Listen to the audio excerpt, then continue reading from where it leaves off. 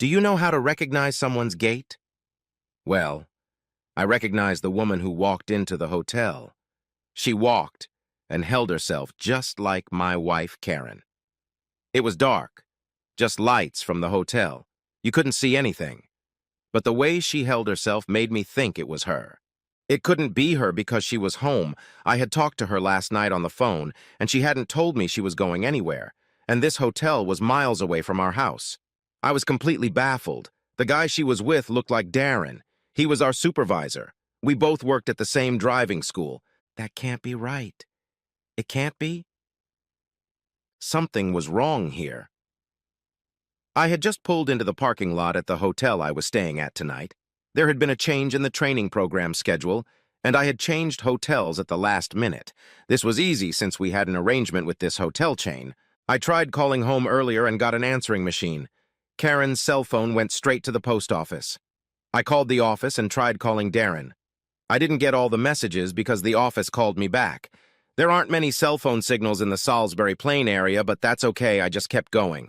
I stopped the car, ran up to the hotel entrance, and looked out from behind the door. It was my wife and my boss. The worst part was that they both had small suitcases, and he had his arm around her waist, which was much more familiar than a working relationship. What the hell was going on? They looked very familiar with each other. It definitely looked like they were having an affair. I sat down heavily on the hotel steps and threw up. I started breathing really deep. What the hell was going on, and what was I supposed to do now? It actually dispelled a lot of the doubts I had had over the past couple months. Everything was now clear. A change in program, a change in schedule, a change in my job. I needed time to sit down and think. I went back and parked the car properly. A car with the L license plates of a driving instructor should be driven and parked responsibly. I snuck back and made sure the front desk was empty, then walked up to the counter and booked a room. I have stayed here several times. Kelly, the assistant manager, was on duty at the front desk and we got along well. A couple of months ago, I did her a favor. We chatted about the weather and stuff, then I asked who the previous couple who had booked the accommodation were. I told her they looked familiar. She told me it was Mr. and Mrs. Smith. She tilted her head slightly and said Smith, which showed she didn't believe them. I hope they're not around me. It looks like they're going to be noisy tonight. Oh, no, she said. You're in 214. They're in 236, far down the hall. So how often did they stay here? I asked. Is there something going on here? Kelly asked. Maybe. That sounds like my boss, but it's not his wife. I just want to get my facts straight before I say anything. Don't worry, I won't mention the hotel or where I got my information from. I won't mention that it was my wife he was with. Kelly did something on the computer and said, I'm not supposed to tell you this, but they were here 3 months ago for a big symposium or something. They had separate rooms then. They've been back twice since then. I tracked it down because he uses the same credit card. I just had to check the last 4 numbers. It's a company credit card. I needed time to think. So I went to the bar and bought a pint of beer, something I don't usually do when I go in the morning. I took it to my room. I need to think about how we got to this point. I think a little backstory might be needed here. The driving school I work at was based in Salisbury. We had a contract to train young recruits to drive cars, buses, and trucks. Until 5 months ago, I was still teaching around Salisbury, covering the garrison towns of Tidworth, Bulford, and Larkhill north of Salisbury. Other lads looked after other places north and west of the plain. Cyril looked after Lynham in the north. Graham looked after the neighborhood of Warminster. It was a brilliant job, meeting young people and seeing them grow up in the army system, as I did. Adolescence is being replaced by adulthood. These locations are well scattered around the edge of the Salisbury Plain training area, which is pretty hard to traverse unless you have a main battle tank or large truck. Cyril ended his career 5 months ago, and Graham fell down a ladder a couple of months ago, incapacitating himself for several months, causing a hole in the north end of the training ground. I was asked to take responsibility for the north training area for a few months until they could find a replacement, and Graham recovered from his fall. There were other driving instructors, but most were young with kids and not ex-military. You could make a better connection if you had a common background, and the training could go much better. So I just pulled myself together and carried on. It's not forever, Darren told me. Karen worked in our driving school offices, arranging appointments, payment, bookkeeping, and instructor expenses. This included me, so I was always very careful to make sure I was below the limit. It's not good to put your wife in a position where she has to berate you for spending too much money. When I looked at our bank account each month to see how much she spent, I was struck by the irony each time. Darren wasn't a handsome sex god. He was a little plain and a little overweight. What were they both doing here? Or as I thought about it, if it was agreed between the two of them, I'd leave and they could have an affair. I have to find out. I need proof to give to Darren's wife, Sheila. She worked in our Salisbury office too, but she didn't come in as often. I had to defend my work. The kids were still at university. I thought about our life together. Our sex life had always been good. Before the kids came along, we had tried just about everything. Money was tight. It took us months to save up for her first pair of thigh-high boots. She still has them, they still fit, and she still wears them. What we liked, we did again. What we didn't like, we didn't do again. As you might expect, things got a little worse when the kids came along. But after they went to college, things went back on track, except for the last few months when I was looking after the North Sector. I was away 3 days a week and nervous when I got home on Friday. So why was she here with Darren? I came up with a plan. It wasn't a clear plan. It would depend on their responses. It was more of a set of guidelines to counter the cheaters. I went downstairs to get some dinner, though I wasn't particularly hungry. I went down early and had a chat with the maitre d'. I asked him where Mr. and Mrs. Smith would be seated because I didn't want to be in front of them. I'd been to this restaurant several times and got along with the staff. Often, the maitre d' would ask me to choose where I would sit. He indicated where Mr. and Mrs. Smith would sit. I chose where I could watch them, but hopefully not be seen. The maitre d' told me they'd be in at 7. I set up my laptop so it looked like I was working. They walked in, he put his arm around her waist, which really annoyed me. They sat down, I waited for them to order and called the maitre d'. I asked him to deliver a bottle of Moselle wine at my expense. I knew it was on the wine list, and I knew it was one of her favorite wines. I asked him not to tell them where it came from. As I looked around the room watching it being delivered, it seemed to cause real consternation, especially when the maitre d' didn't tell them where the wine came from. For a while, they just sat and chatted. However, there was quite a bit of hand-touching, smiling, and giggling, mostly from Darren. It wasn't a business meeting. They can't force it on me. The dress she wore was stunning. I had never seen it before, and certainly not the dress she wore for me. Karen continued to look at the bottle of wine and then out into the hall. I realized something was bothering her. That was a good sign. The time I usually called her at 7, 30:45 p.m. was approaching. I went out to the hotel lobby and called her on her cell phone. I could see her from where I was. I saw her take her cell phone out of her purse, I think she said. "I have to take this, it's John." She took the phone and walked into the foyer where no background music could be heard. I plugged in my headphones and turned on the recording. I should be able to talk to her and record at the same time. It's a wonderful invention such phones are. At the time, I noticed some smart young man walking around the hotel filming on his phone. I noticed him because he kept getting in the way so I couldn't see Karen. "Hello, darling," I said. "Just a quick call. There was a change of plan.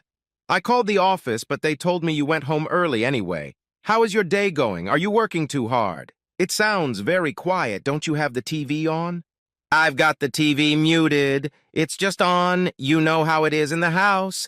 There's always something to do, even if you're not here, my dear. You sound funny. Do you talk on a regular phone?" "Yes, but I use headphones so I can take video and talk to you at the same time." "I didn't know you could do that. What are you recording?" "Some guy is walking around the hotel and videotaping it, so I'm videotaping it." She looked around and saw the guy filming on his phone walk into the restaurant. Would she put 2 and 2 together and come up with 4? She had a questioning look on her face. I immediately moved on. "Are you sure you're home? The noise in the background isn't like when we're talking on the landline?" "Of course it's your phone." She looked a little flustered. "I tried to call you on the landline. You didn't pick up. I was quiet for a moment." "I must have been in the garden. I'm sorry I missed it." "It's not a big deal." Obviously, there is so much to do at this time of year. Don't overdo it by doing too much, I said. She looked a little taken aback by the F word, which I don't normally use. Listen, I was going to tell you about the change of plan, but something just came up. Can I call you later? Sure, honey. Just don't leave it too late if I end up in bed. It's still early. Do you have anything interesting in bed? Maybe another man? I tried to sound serious. I think it came out that way. Oh no, honey, you are the only man for me. No one else can compare to you. So how do you know? I thought I was your first. Are you doing something to compare? I'll try to be a little more lighthearted this time. I could see her from where I was standing. She was starting to get nervous and maybe even a little wobbly. Okay, time for you to get back to comparing. I laughed, hitting the hang-up button. She looked startled, like she was waiting for a goodbye, I love you, but nothing came. She held the phone in front of her and just stared at it. While she was doing that, she looked away from me. That wasn't part of the plan. I took the opportunity to walk up behind her and gently pat her shoulder. She turned, looked at me, awed, and collapsed to the floor. It was unexpected. It was hard, but I went to the front desk to tell them the lady had fainted. I told them I wasn't going to touch her as I didn't want to be accused of harassing a woman. However, one of the waiters saw her fall and rushed over to her. He picked her up and brought her back to the table with Darren. While I was at the front desk, I asked who the guy was who was walking around taking videos. I was told he was an influencer. I had to ask what an influencer was and was told it was a person who records things, does reviews, and puts them on YouTube. They did this in hopes of getting a free night's lodging. It didn't work here, they had to pay for a room, but they got a free meal. Pretty damn stupid idea if you ask me. Then I realized that the phones were still plugged in, so I could hear everything that was being said. I made sure I was still recording. I must have missed the hang-up button and hit the mute button in a hurry. I think Karen recovered after the waiter took her back to her table. I stealthily walked back to my table. I could see them, but they were too focused on their problem to look around for me. John's here, Darren, John's here. No way, he's in Lynham. I saw him. He patted me on the shoulder. 1 second I was on the phone to him, and the next he was there. She nearly cried. He can't find out about us. It would kill him. Wait, why would he do that and leave? Damn it, it would kill us. He can't find out about us. He was quiet for a moment. If he finds out, Sheila finds out, and my marriage goes down too, I'll call him. Darren said, picking up the phone. If looks could kill, Darren would be dead right now. You should have thought of that when you started this. Karen reminded him. But he'll never know about it. Who sent us that bottle of wine? Someone who knows Schwartz Katz is a favorite of mine. She fell silent. Is there something wrong here? Look, if he's here, we say it's a business meeting. Really, you shouldn't be so stupid to dress like that for a business meeting at 8 o'clock at night. And I just told him I was home. Okay, we'll say it's just the first time and it doesn't mean anything. We just got carried away. He's not stupid enough to believe that. Look, it was only a couple times. We can't blame it on that. A couple times? At least 3 in this hotel since that symposium where you blackmailed me. Yeah, but that's what you wanted. Hell no, you drugged me and took pictures of me. Yeah, but you kept coming back without blackmailing me. Well, you showed me pictures of John and that secretary. What's her name? Kelly. I had to bite my tongue at reception. You threatened to fire me and tell John I came to you, and in a moment of weakness you gave in. Anyway, it was a little fun to dispel the boredom while he was gone. She said, Never mind that he's going to kill us anyway, damn it. But you liked it, he said. It was something to do. He's gone 3 nights a week and is so tired when he gets home on Friday that I have to wait until Saturday before I get anything. You were just something to fill the time with. You're not really that good. You're too selfish. But you seem to enjoy it. If I have to do it, I might enjoy it. And with a little practice, you could become as good as John. That's when I decided to take some action. Because we were often alone with young women taking lessons. To back up the DVR recordings, all the instructors had pens that were voice recorders. I took mine, stood up, and headed over to their table.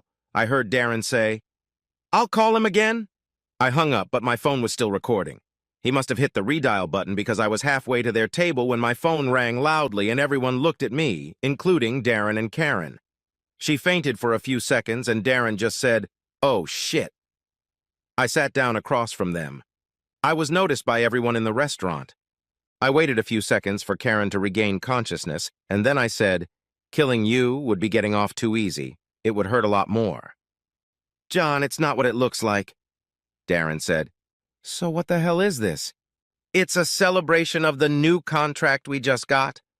I looked at Karen. She was looking at Darren with an incredulous expression on her face as if to say, "What the hell are you talking about?" "Okay, then, to say I believe you, which I don't, by the way. What the hell are you doing here away from Salisbury with an office slut instead of your wife?" This caused Karen to throw a serious, angry look at me. I looked straight at her and said, "Don't say a bloody word." Looking back at Darren, I said, "So, what kind of contract is this? Then enlighten me. It's even more bullshit that I'm away from home so you can fuck my wife." His face went pale. Karen sat back and looked very depressed.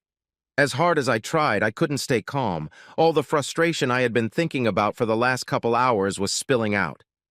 I said in a loud voice, "So, you arrange for me to be gone 3 nights a week and work so damn hard that I'm exhausted so you can move in and sleep with my wife while I'm gone. You organized all this just so you could deal with my wife. Now I've raised my voice a little. You evil, dirty bastard, just wait until Sheila hears all about it." At that moment, I see the maitre d' rush over to our table.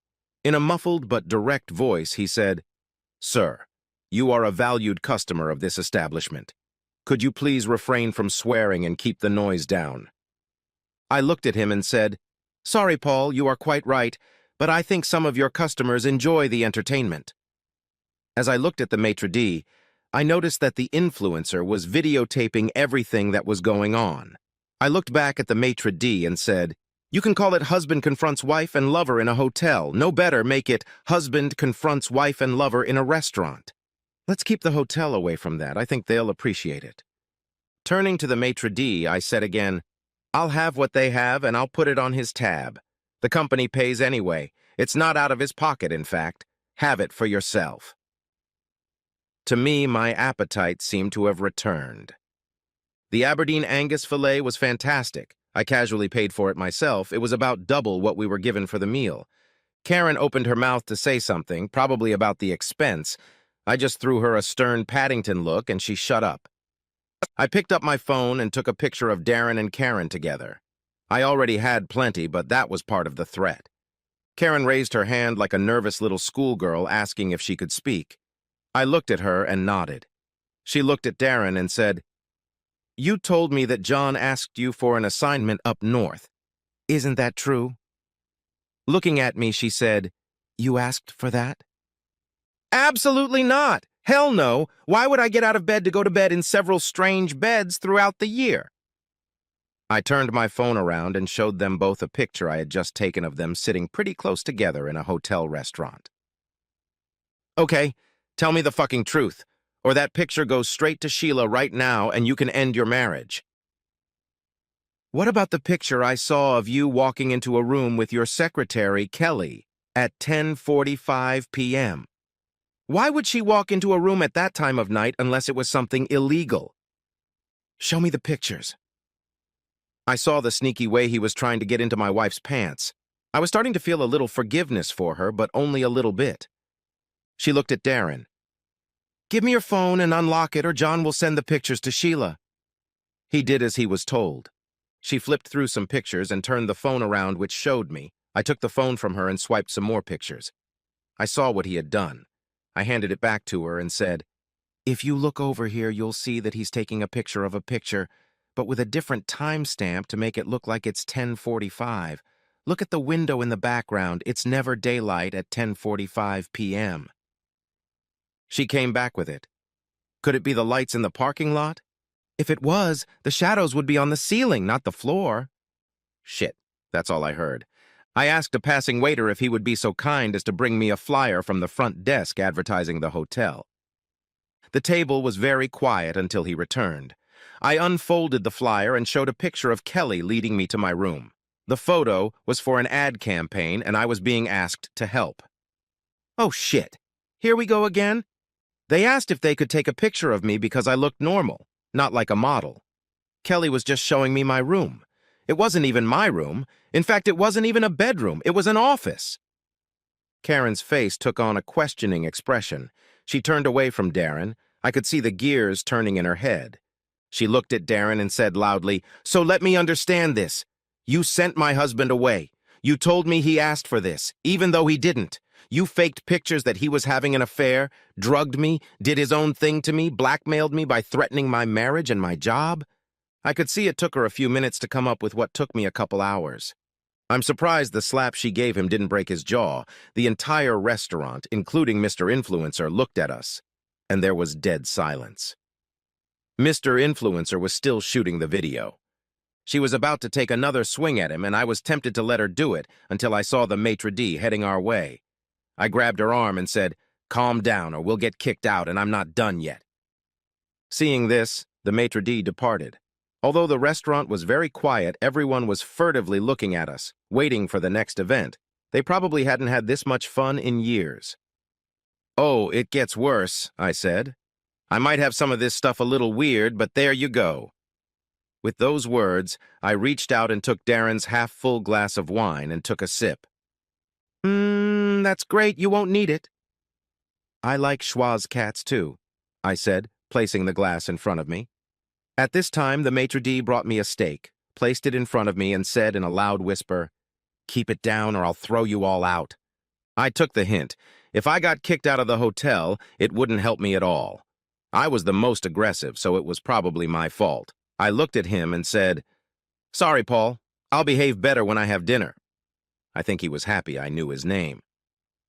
Let's start with what I think is the beginning. Cyril retired and Graham fell down the stairs. That gave you the opportunity to send me to the northern sector, keeping me away from home for at least 2 days, and it turned out to be closer to 3. You knew I wouldn't let the company or the client down. You used that to your advantage. You promised me you'd recruit new people to replace me, then you'd get a better handle on the workload. I looked at Karen and asked, "How many interviews has he done in the last 5 months to replace Cyril?" "I don't know of any, but he told me you're happy with it and you're happy with the extra money." Money doesn't make up for time away from home. I took a full sip of wine. It gave me time to think. Had he advertised at all? Not that I'd seen one. Second, he's inviting you to a symposium on driving simulators. You don't think his wife, who owns the company, would be a better person to make those decisions than someone doing clerical work, do you? But she was sick, so she couldn't go, and the room was already booked. All he had to do was get an extra room. "Do you know why she was sick?" I asked. "She had an allergic reaction. She has a nut intolerance. How easy it would have been for him to give her some nuts and make her sick. Not to say he did, but given what he did for you, I wouldn't put it past him. You poisoned your wife, you sick bastard." Throughout this denunciation, he looked down at his knees, but this time he raised his head and said, "I wouldn't do that to Sheila. I love her." Karen looked at him and said, "Then why did you sleep with me?" With those words, she got up, walked over, and sat down next to me. She looked at me and said, "I'm really, really sorry. Can we talk about this?" I ate another bite of steak, looked at her, and said, "Later. Maybe we'll see."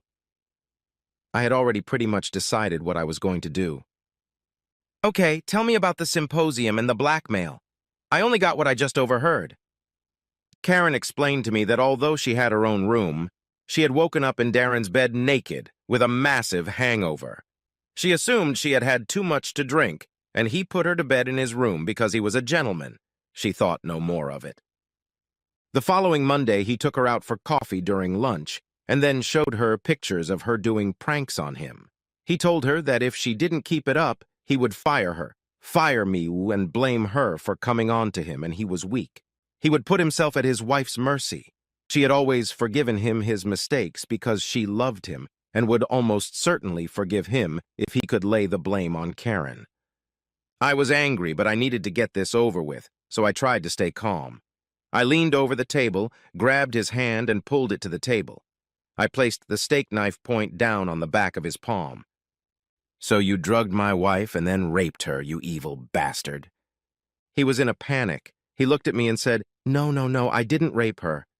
What's the point of having someone who looks like a dead fish? There's no pleasure in that. I took another bite of the steak. It really was very good, and so was the wine. I used the time to calm myself down, but make Karen and Darren even more anxious. Next, the expenses, so I assume you're paying for all of this?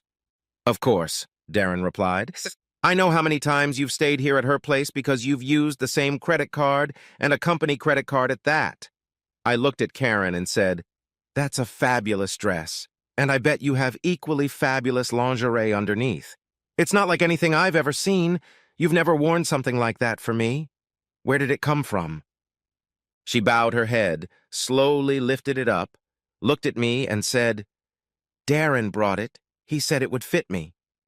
That was great. At least he had an eye for it. So who do you think paid for all those dinners, dates, and sexy clothes, him or the company? I suggest that when you come in on Monday, you analyze his expenses as carefully as you analyzed mine, and anything that isn't strictly company business you report to upper management. One question I have to ask is, why are you here at this hotel? Karen replied, I saw it as revenge for doing it at the hotel where you cheated on me. But I called to inform Darren of the change of plan and I was moving on to my next slot. Karen's face went pale, and she looked at Darren and said, You really are a stupid bastard. He told you where he was going and you brought me here anyway. You really are an arrogant pig, thinking only of yourself, aren't you? No, I just got a message that he was leaving. The office didn't hear it properly. They thought he was going to Lynham from Warminster, not the other way round. But if that had been the case, we'd still be here at the same time as him, you stupid bastard. Karen spat back at Darren. But he didn't follow the plan I gave him. I let them argue as I finished my steak and thought it was time to finish it. Okay, let's summarize. First, you used my loyalty to the company and the client to get me to do something I didn't want to do.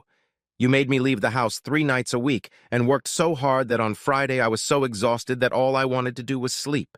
You lied to me about Lynham's replacement. You didn't even advertise for a replacement. I continued. You drugged and then took compromising photos of my wife to use to blackmail her into demanding more sex. You fabricated evidence to convince my wife that I was cheating on her. You used company funds to pay for your nights out and gifts for her. I think that's misappropriation of company funds. I wonder what your boss, Sheila, has to say about that. You did all this to screw my wife? Of course I did. He nodded his head softly. Karen looked at me, furrowing her eyebrows.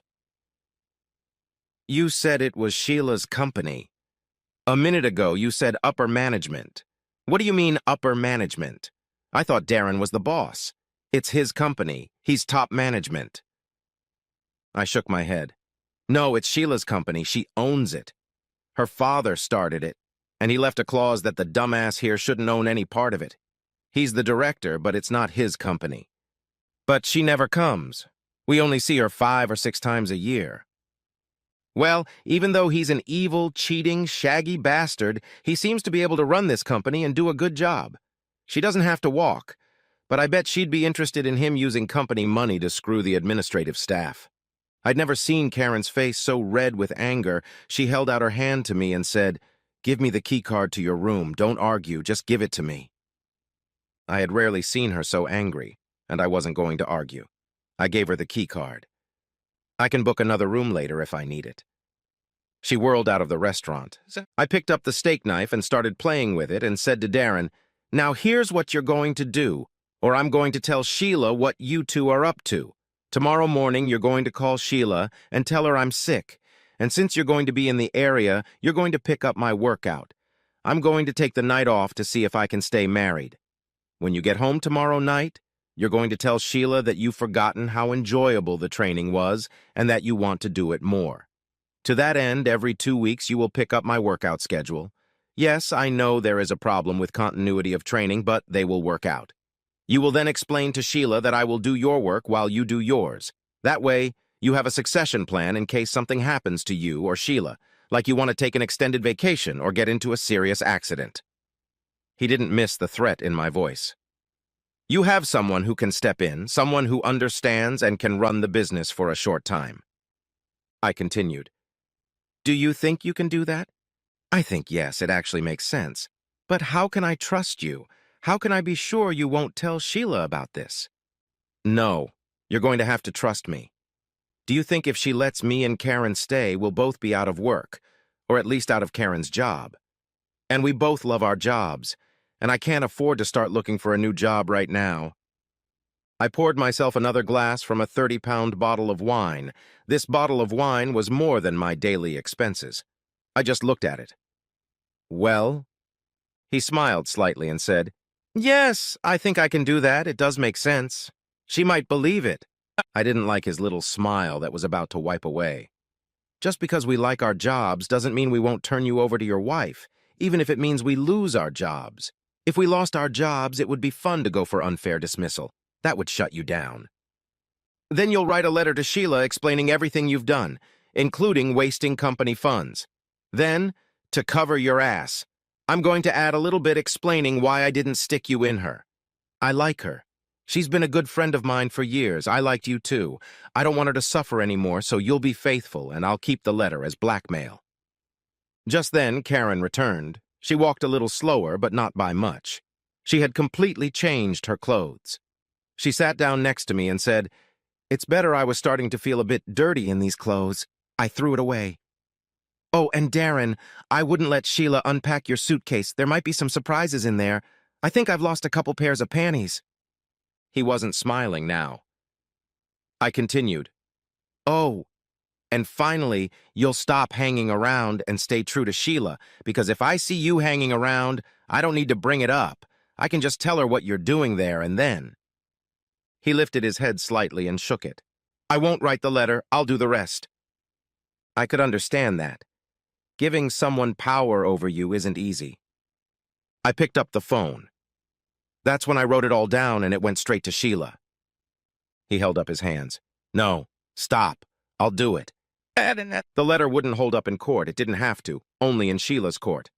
I bent over the table and said with a sarcastic snarl, Right now, the boss is going to back off and write the letter.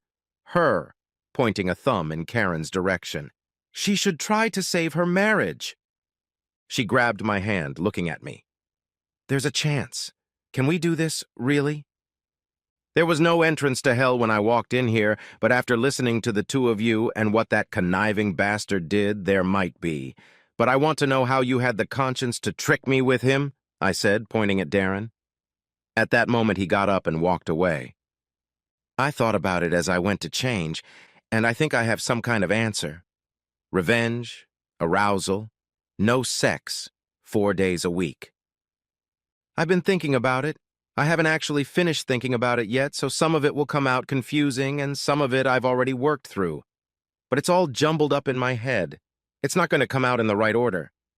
First of all, I'm really, really sorry. I'm sorry I cheated on you. I'm sorry I hurt you, and I'm sorry we're here now. While Darren cheated on me, I have to take some of the blame. I'm sorry, darling, some of this you won't like, but it was never your fault. You didn't do anything wrong.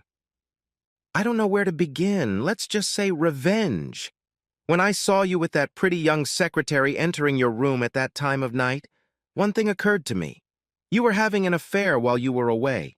I just remembered it, but when he showed me the picture, he made allusions to, why is that pretty secretary coming into your husband's room at this time of night? And I wonder what they might be up to. I'm sure it's perfectly innocent and nothing is going on. I realize now that he was very sneaky and was putting doubts and thoughts in my head. It didn't help. But you're here every week, and when you come home on Friday, you're too tired to make me happy. Now I know it was all made up. I opened my mouth to ask why she didn't confront me, but she quickly leaned over and kissed me, silencing me. Please let me finish, darling. The next thing I assume is why I continued after I found out he drugged me, and then blackmailed me. I should have come straight to you. I was worried about our jobs and paying for uni for the baby. That's no excuse. It's what I should have done, but I didn't. And for that, I'm sorry. It was a mistake. I'm sorry, darling. It can be a bit painful. It's painful for me, so I'm not sure how bad it will be for you. I missed sex. It was only once a month, but it seemed to take the edge off so I could be ready for you. I know that's a really pathetic excuse, but it's all I got. And there was excitement. It was a little exciting to do it in a hotel where I thought you cheated on me. Again, now I know you didn't cheat. Makes me feel really shitty. I just opened my mouth again, but she put a finger to my lips and continued. I don't need your sympathy. By my gullibility and stupidity, I brought this on myself. The gifts and presents meant nothing. I never used our things with him or what he brought me with you. She looked down. I never did anything with him that wasn't for you. In fact, we only had normal sex. It wasn't very good. She was quiet, taking a sip of wine. While I was thinking about it, I came up with a reason why I can do this. I'll have to explain later. I'll admit that I'm a little lonely, and it's nice to be around someone you know and that you were their friend, which probably just makes it worse. I cheated on you with a friend. Oh, the dinners were good. He's good company. His jokes aren't too bad. And there was also revenge, and that was kind of exciting. She smiled slightly at me. But he's shit in bed. He turns me on, but there's no high. I don't feel completely satisfied. I think he used to buy me clothes that helped me store them in separate boxes.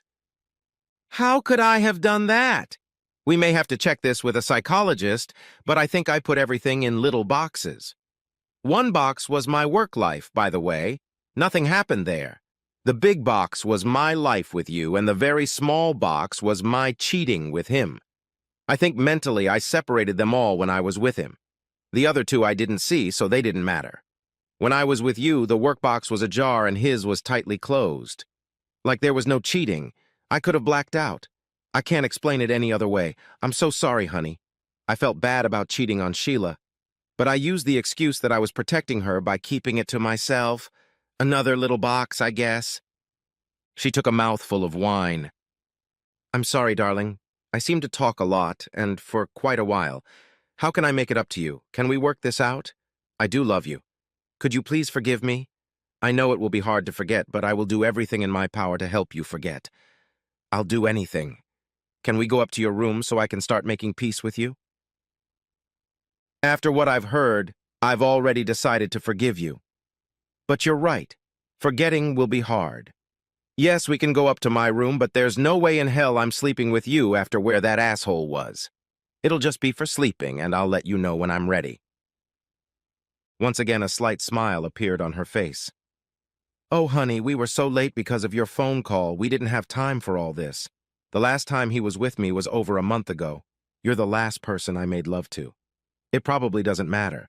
But even when we did, even though I didn't need to, I made him wear a condom. And there were no kisses on the lips, just the cheek. I thought to myself that there were some things I could have done better. I should have confronted him when he told me to go out to the north of the plains. I should have inquired about recruiting. Still, she was right. Most of the blame was on her, but mostly on him. I told her that I had made arrangements with Darren to keep her from telling Sheila about it, and that I'd be home all week every other week until we found a replacement, and that I'll be in the office with her during that week, so we may have to catch up. That should make her a little happy. I stood up and held out my hand to her. Okay, let's go find a way to make it up to her. It was 3 weeks later when Karen and I walked into the office. A little late because we had been a little naughty. All of our co-workers were gathered around someone's laptop, some of them stunned and some of them giggling. When we walked in, there was dead silence, and there were a few confused looks. Okay, what's so funny now? Silence and confused expressions on your faces, I said. Come on, come on. John, one of the oldest members of the team, said, we found something on YouTube that, looks like you and Darren talking in a restaurant. It looks a little bit serious.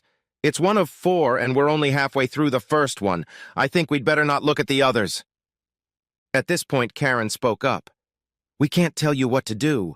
I'd be embarrassed because I screwed up and you'd find out what happened and why Darren is only here every other week. But I'm begging you, please don't tell Sheila about this. Don't tell Sheila what? Shit. She was standing right behind us. Oh, shit! Karen and I said it at the same time. Sheila rushed over to the laptop and spun it around. From where we were, it was clear that the video was titled, "Husband Confronts Wife and Lover in Restaurant," and the picture was clearly Darren. And if you looked closely, you could make out my face. There was steam coming out of Sheila's ears. Looking at us, he said, "You two are in my fucking office right now." She rushed away. Karen and I followed her. I walked past my desk and grabbed a few things. I had expected this at some point, just not so soon. I promised I wouldn't tell Sheila about it, but I wonder who sent John the link to the video. Sheila got angry, very angry. "That's right, you two. What the hell is going on?" Before I could open my mouth, Karen stepped forward and said, "Sheila, I'm really, really sorry I screwed up."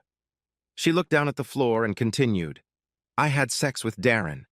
Sheila leaned back in her chair. "Not again, and you, I never thought you'd risk it." Looking at me, she said, "John, you knew about this. I thought we were friends. Why didn't you tell me about it?" It was my turn to step forward. "Sheila, I'm sorry. Karen was tricked. I'm afraid to say that Darren found out that Karen was going through menopause and had an increased libido. He tricked her into thinking I was having an affair after making me spend 3 nights a week at work and being so tired on a Friday that it was pretty useless. He drugged Karen and took compromising photos and then blackmailed her. He took the pictures at that driving simulator convention, the one you couldn't go to because you were sick." Most of the fight seemed to go beyond Sheila, so I took the opportunity to sit down and put Darren's letter, flash drive, and my recorder on the table in front of her. Karen sat down as well. "Sheila, it's because you're a friend that we didn't know what to do. Do we tell you the truth and destroy your marriage, or do we cover it up so you don't find out? You seem to be happily married. I asked Darren to write down exactly what he did to Karen to get her to cheat on me. He signed it. Then Karen and I explained the reasons why we didn't tell you about it. Karen wanted to tell you that she didn't. I know what pain is, and I didn't want to put you through that. We didn't know he'd done this before. We thought it was an isolated incident. I threatened Darren that if he cheated on you again, I would tell you about it. Here is the audio and video of that encounter that you saw on YouTube." "I assume you were the one who got him to go back to teaching?" "Yes. I wanted to spend some time at home to give us time to sort out our marriage. I have the whole story now. I've forgiven Karen, basically." Karen threw a frown at me, very upset by the mostly comment. "You two better get out of here. I have some things to think about." We left. Karen stayed his for about half an hour and then brought coffee to Sheila. She knocked gently on the door when she got no answer, opened it quietly, and peered into Sheila's office. She quickly disappeared inside. Some unpleasant thoughts crashed into my head. I rushed into the office and saw Karen hugging Sheila, who was crying. Karen waved her hand at me, and the three of us hugged. After 2 or 3 minutes, Sheila seemed to shake it off, pushed us away, and said, "Thank you, I needed that." Looking at both of us, she said, "I just finished reading and listening to what you left me. Now I have more to think about, so back off again." I squeezed her hand lightly and said, "We're sorry, Sheila." Then we left. As soon as we got to the door, Sheila said, "Thanks for the coffee, Karen. I appreciate it. I may need another one in 20 minutes. It sounded like forgiveness, or at least an olive branch for what she had done. For the rest of the day, the office was very quiet. Suddenly, Darren burst through the door and quickly made his way to my desk. I saw what was about to happen. I stood up with both hands in the air and said, "I didn't tell her. Blame Mr. Influencer and YouTube." He turned away and headed straight for Sheila's office. He didn't knock, but walked straight in, closing the door behind him if that was possible. The office got quieter. 10 seconds later, there was a pop so loud it was like a sonic boom. These walls are very thin. "You cheating, lying bastard! With one of our employees, with our friends, you humiliated me. You're fired." You couldn't help but notice Sheila's tone.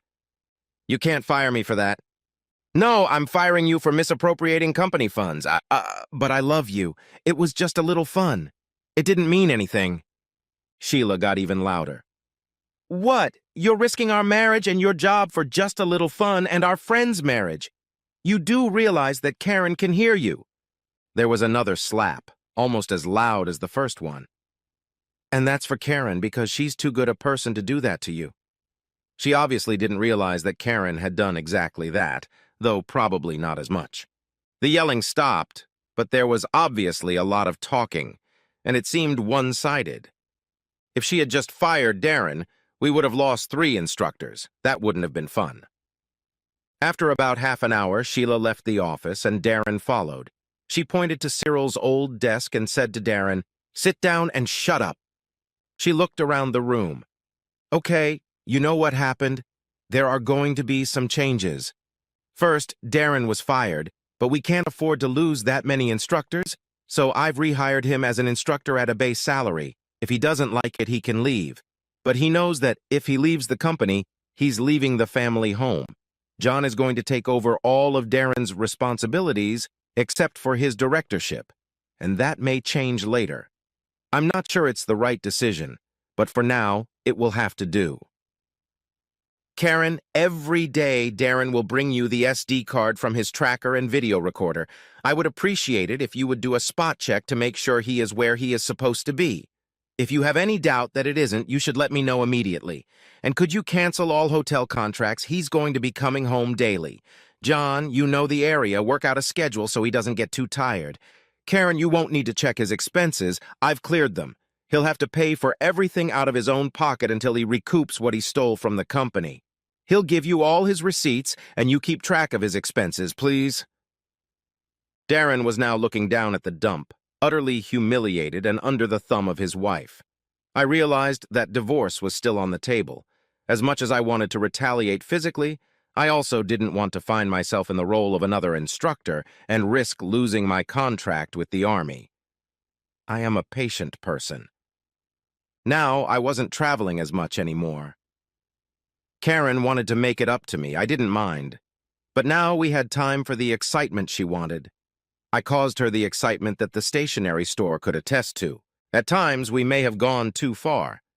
We have been asked to leave the department store in town. Who would have thought there would be video surveillance in the changing rooms, an invasion of privacy?